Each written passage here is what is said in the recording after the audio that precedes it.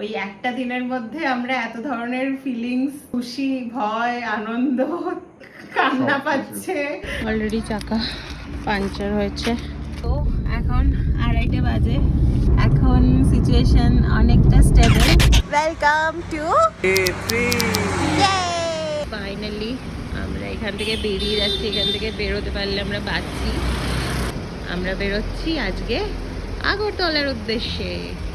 তো আসলেই দিনটা যতটা স্মুথলি শুরু হয়েছিল, শেষটা ততটাই খারাপ ভাবে হয়েছিল। আমাদের এক্সপিরিয়েন্সটা খুবই ভয়ঙ্কর আমাদের হয়েছে। শুরুতে তো এক্সপেক্ট করিনি যে ওরকম ভাবে শেষ হতে পারে। তো খুব মজায় ছিলাম, দারুণ এনার্জেটিক ছিলাম।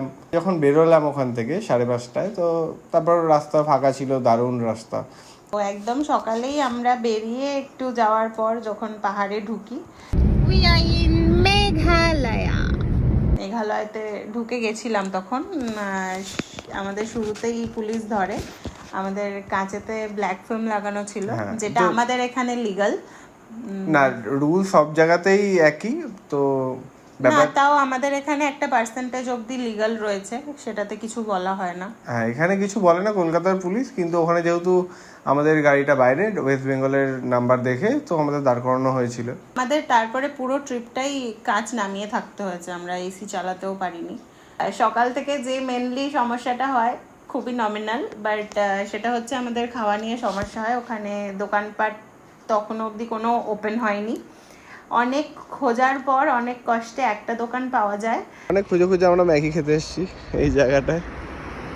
আর ম্যাগি খাবো, ওয়াই অ্যান্ড অল সব এখানে পাওয়া যায়। এটা বসার জায়গা।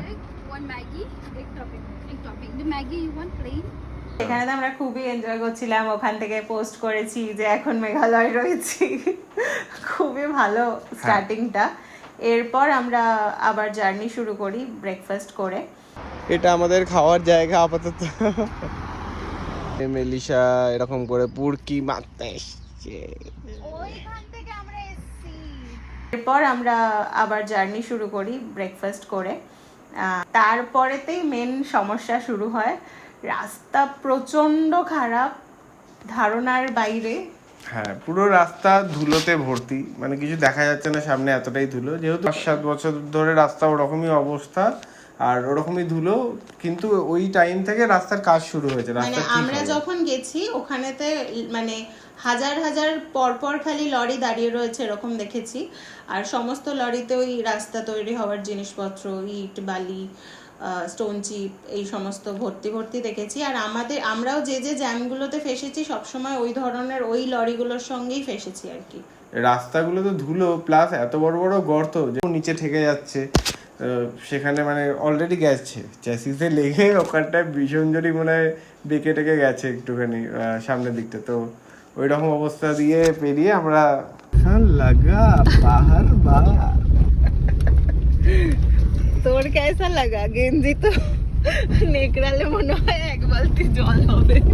আম বেরোনোর মতন এগিয়েছি।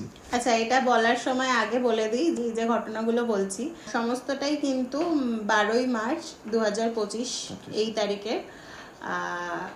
এটা বলে দেওয়ার আরও একটা কারণ, ভিডিওতে আমি বারবার হয়তো বলেছি, জানি না ভয়েসটা রাখবো কিনা, যে মেঘালয় থেকে আগরতলা আসবার হলে 1000বার সবাই ভেবো, বিকজ আমরা এত বাজে সিচুয়েশনে সেই দিনটায় যাচ্ছিলাম। তো বারবার ভিডিওতে বলছিলাম যে খুব খারাপ রাস্তা, কেউ এসো না, এই সমস্ত বলেছি।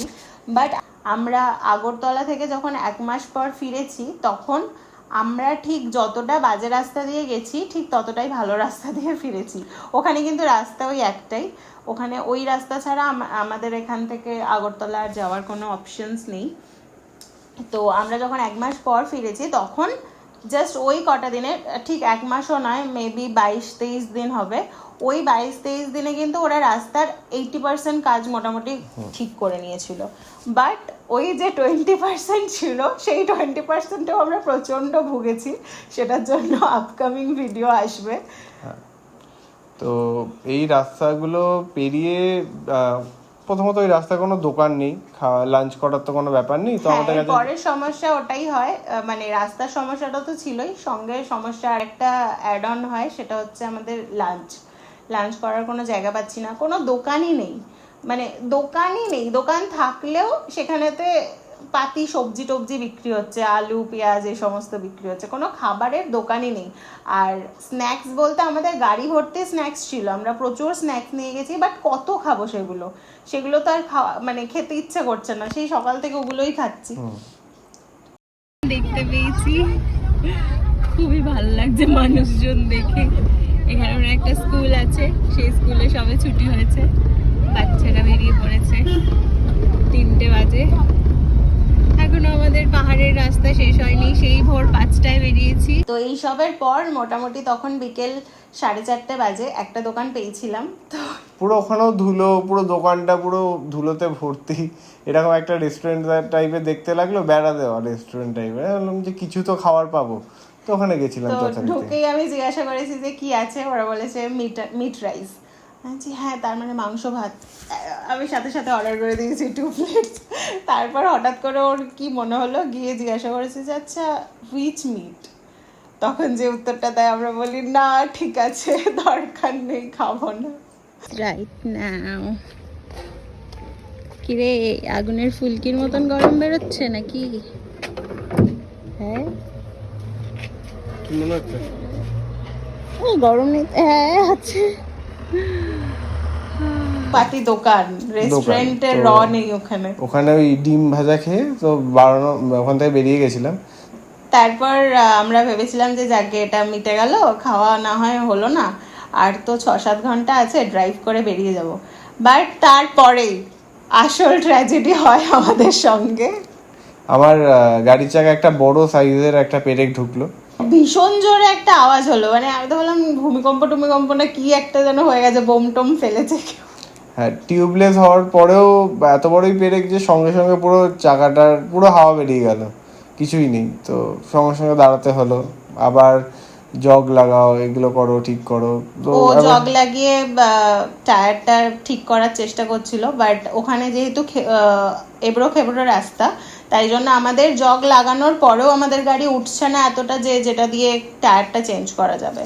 তো তখন পাশেতে 2টো লরি দাঁড়িয়েছিল, তাদেরও কিছু একটা সমস্যা হয়েছিল, মেবি তারা এমনি দাঁড়িয়েছিল, আমি ঠিক জানি না। তো ওরা দেখছিল, তো আমার কি মনে হলো যে এরা তো হিন্দি ফিন্দি বোঝেই, একটুখানি বলি যে একটুখানি হেল্প করে দিন না। ইউপির গাড়ি ছিল, ইউপি ড্রাইভার, ইউপির গাড়ি ছিল। তো তাকে তখন আমি ওই দাদাদের তখন বলি যে একটুখানি যদি হেল্প করে দেয়। তো তারা তখন তাদের লরির জগ এনে আমাদের গাড়িটাকে তুলে ওনারাই চাকা টাকা খুলে সব ঠিক করে দিয়েছে। পুরো হেল্পই ওনারা করেছে, মানে তার আগে অবধি দেবাশিস প্রচন্ড চেষ্টা করেছে, পুরো গেঞ্জি ফেঞ্জি ধুলো হয়ে গেছে, বাট আমাদের জগটা যেহেতু ছোট ওই জন্য হচ্ছিল, রাস্তায় শুয়ে শুয়ে ট্রাই করে, তবুও হয়নি। হ্যাঁ হচ্ছিল না, তো ওনারা প্রচন্ড হেল্প করেন। এরপর একটা জিনিস হয়, সেটা হচ্ছে ওনারা এই বিষয়ে তো হেল্প করেনি, সঙ্গে আরও একটা বিষয়ে হেল্প করেন। ওনারা তো দেখে বুঝতেই পারেন আমরা কলকাতা থেকে গেছি, নাম্বার প্লেটেও বোঝা যাচ্ছে। তো তখন ওনারা আমাদেরকে একটা কথা বলে যে এখান থেকে যত তাড়াতাড়ি সম্ভব পাহাড় থেকে বেরিয়ে যাও অন্ধকার হওয়ার আগে। তো আমাদের শুনেই একটু কেমন লাগে, আমরা তখন বলি যে কেন, কি হয়েছে?